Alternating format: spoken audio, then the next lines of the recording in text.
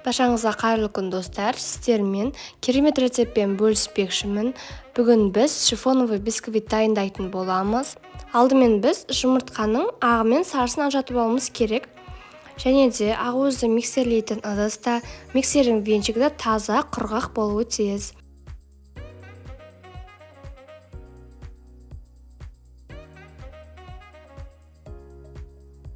Кішкене көпіре бастаған кезде 100 грамм қант қосып, тағы да жақсылап араластырамыз.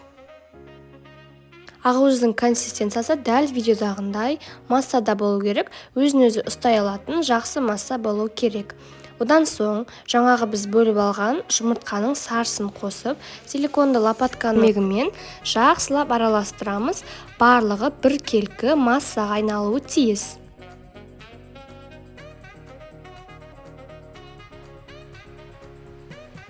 Біркелкі масса болған кезде біз бөлек ыдыста ұнын, какао разрыхитель үшеуін жақсылап араластырамыз. Жаңағы араластырып алған жұмыртқалы массамызға құрғақ ингредиенттерімізді екіге бөліп, силиконды лопатканың көмегімен төменнен жоғарыға қарай жақсылап араластырамыз. Және де осы жерде ескертетін бір жайт, басып алмастан төменнен жоғарыға қарай асықпай араластырыңыздар. Барлығы біркелкі массаға айналған кезде кальцияға құямыз. Мен кальцияның астына алдын ала фольга төсеп алдым. Сіздер төсеп алыңыздар.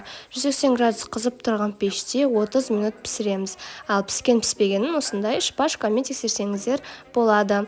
Осымен біздің шифоновый бисквитіміз дайын. Бұны сникерс тортына қолдансаңыздар болады. Мен өз басым бұны сникерс тортына қолдандым.